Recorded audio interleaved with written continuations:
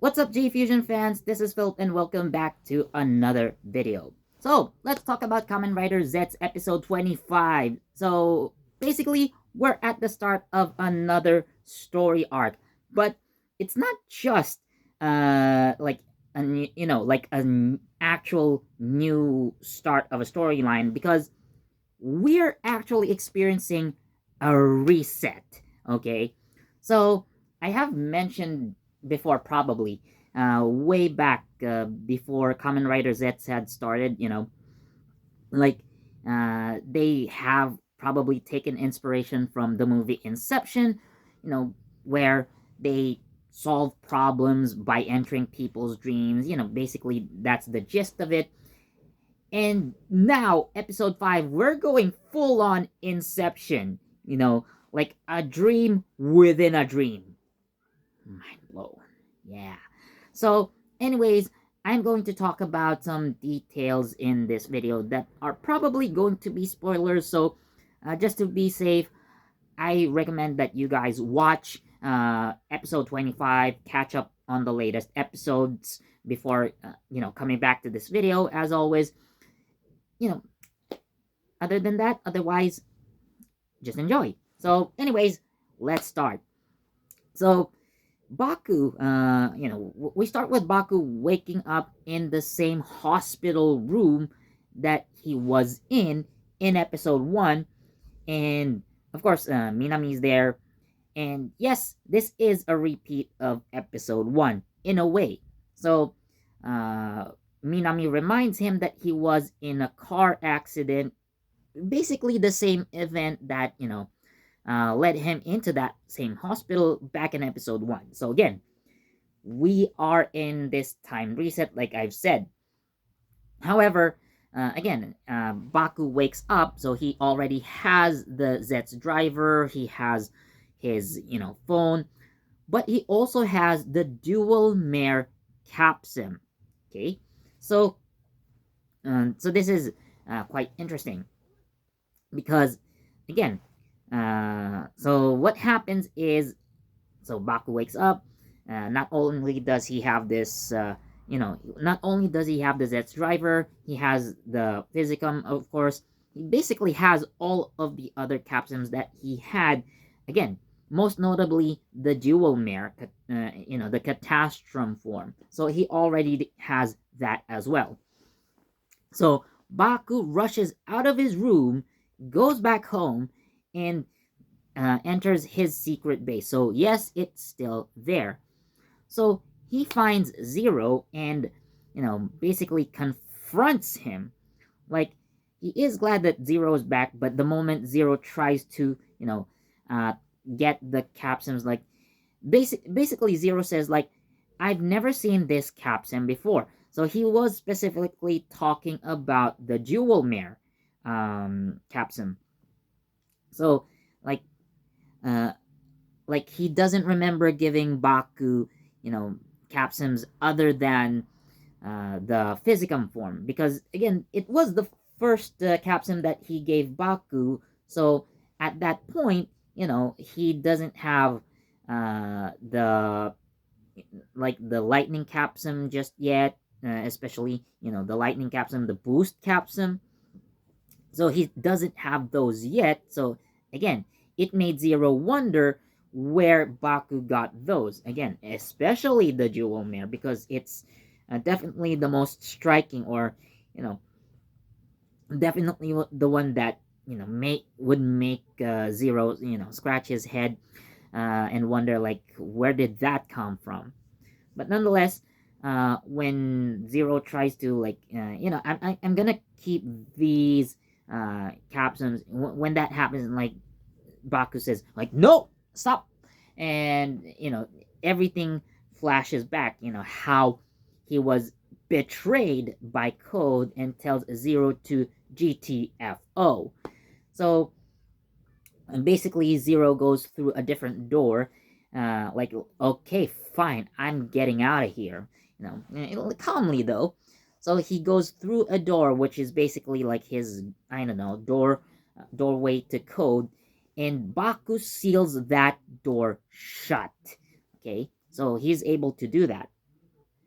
So with that said, uh, so uh, in that situation, so Baku actually does something. So while he's in that base, so he goes to sleep actually. And what happens is he fights the Bomber Nightmare. Okay. So we know that the Bomber Nightmare is an enemy that appeared in episodes 2 and 3, and that would be the nightmare associated with Inspector Fujimi.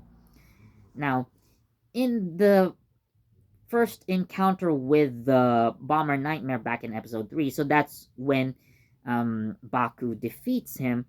But this time around, having prior knowledge, having kind of dreamed of this situation already, and with the addition of the Jewel Mare Capsum in hand, Baku was able to defeat the Bomber Nightmare sooner than he would have. Again, it's like I have mentioned earlier, so Baku initially defeats the Bomber Nightmare in episode 3, but in this scenario, he would have defeated the Bomber Nightmare already in episode 2.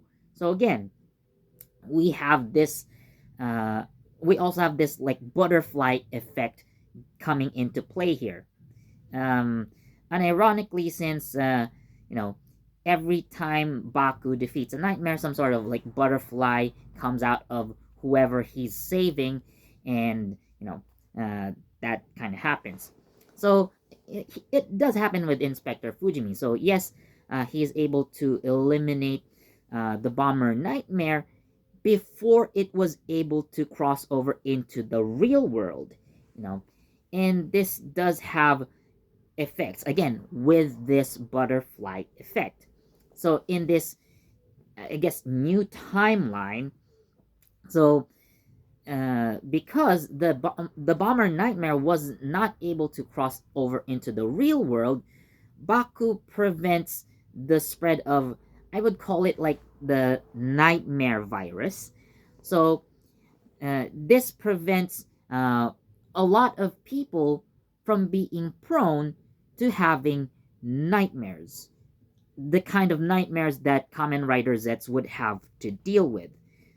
However, because of this butterfly effect, now the bomber nightmare didn't have a chance to blow up, the office of the chief of police. Since that explosion never happened, Inspector Fujimi now has less evidence of the black case.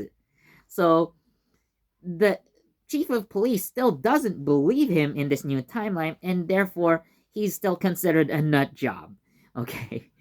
And what happens is, well, he's not necessarily fired, I guess, but he does end up getting suspended from his position, and his, special investigation unit specializing in black cases is not approved. So yeah, it that idea was trashed. Okay. However, Baku does approach Inspector Fujimi and Nazca, apologizing to them for what happened.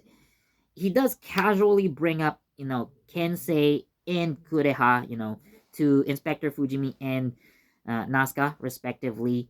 So, again, just a reminder that at this point in time, uh, Inspector Fujimi, rather, sorry, Inspector Fujimi hasn't even brought up the idea of Kensei Odaka to Baku just yet. And as well as Nazca not having talked about Kureha just yet. So, again, from their perspective, how would Baku know of these people when they weren't even mentioned to Baku just yet? They haven't meant again. Inspector Fujimi hasn't talked about Kensei yet, and as well as uh, Nazca not having talked about Kureha just yet to Baku again. So for them, Baku should have had no idea who Kensei and Kureha are, but he knows them. So again, which surprises, or rather shocks, both Inspector Fujimi and Kureha, because Baku still wants them on his side, okay? So what happens is, so after, the events of, after the new events or this new timeline, so Nox is also like kind of confronted. So yes, Nox is back here, uh, but I'll get more into Nox later. So what happens is, by the way, uh, yeah, so Baku actually manages to get everyone, at least everyone on his side, into that secret base. So now, basically, without Zero in the scene, so now Baku has control over that, secret base. So now he's in charge, at least with his own missions. So, so Minami is there, Inspector Fujimi and Nazca are there. So, and he even brings up Nemu. So Nemu, however, remains in the dream world. Remember, Nemu woke up in episode 23, but in this new scenario, so Nemu is still asleep and is still, in the under the custody of um Sayori Ando, her quote unquote mother. So again, she's still in a coma, as of yet, but everything has changed. So Baku tries to communicate to his allies. So we do see an interesting aspect here. So Baku is still sleeping, but he is able to project a screen with Agent Baku in the dream world and the Baku in the real world. So he does tell everyone that, like, I'm talking to everyone from the dream world, like that guy sleeping is me in the real world, but I'm talking to you from the dream world and I have Nemu with me. Basically, I want you guys to continue helping me with my mission. And Baku basically tells everyone, like, his personal mission, like, basically from Baku's perspective, he says, "Don't make my dream come true." Like my, as in, Baku's dream. So again, that is basically the gist of it. So like other things that have happened, again, like talking about Nox. Okay, so we see him back again. He is alive again in this scenario. However, with this new scenario, because he wasn't able to steal the recovery capsule from Baku, so he is unable to fix his Nox, or rather, his Nox Invoker, or Night Invoker, if you will. Yeah, so he isn't able to repair the Night Invoker just yet, and therefore, he by at this point he does not have the ability to transform into Nox Knight. So how is he going to be able to do that? Let alone how is he going to become Kamen Rider Nox? So again, the timeline has changed basically. So we don't know how he's going to get in touch with the lady, how he's going to get his Nox powers. Well, because the lady is alive in this scenario. Now, presumably in episode 24, she was shot down by code agents, or like code soldiers rather. Um Again, what happened is, like, Agent 3 uses like the invisible capsule to hide, the soldiers, and they were able to gun down the lady. So I'm gonna assume she was gone in that instant. But again, with this new timeline, she is still alive. She is in possession of Nemu, and uh, you know, Nox is back in his like white attire. So again, how he's going to become Kamen Rider Nox again, we're gonna have to find out in a later episode. But yeah, things have changed really. So we also see here, so we also see Kureha and Code Agent number 5 as well. So yes, I think it's safe to say that they were shot dead by Nox. But with this new timeline, they are alive again. And what's interesting is that, Kureha was wearing her journalist clothing, so she wasn't dressed as an agent. However, Agent 5 appears and using his shock capsule uses electrotherapy to bring back Kureha's memories as Agent 6. And upon, regaining her memories, so Kureha wears her agent ring on the spot. Uh, so yes, they are alive. And based on, the preview for episode 26, so they are going to confront Baku, but they probably would be forced to work together, you know, because of an unseen threat right now. So, onto the code side of things. So, again, upon exiting, the secret base in Baku's room, so Agent Zero talks to Agent 3, and they still see Baku as a threat, probably more so now that Baku is already aware of what is going to happen. So, again, it's interesting to see that the agency that should be responsible for saving the world from nightmares is showing a more it's showing a much shadier side of itself. So is the final boss going to be Zero? I can see that happening in the future.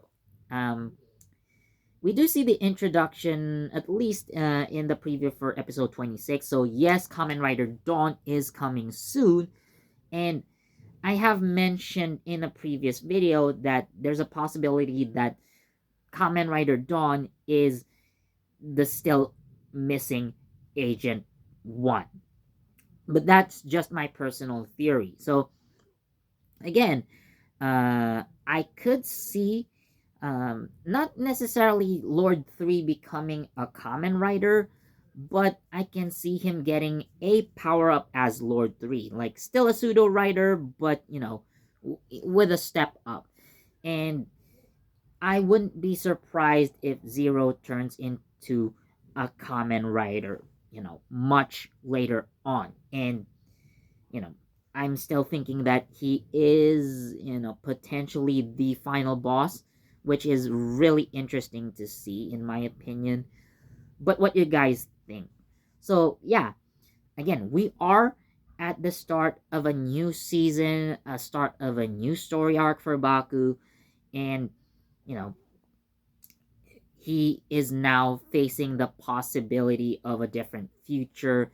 So, again, given his dream, so how are they going to stop Baku's own dream from coming true?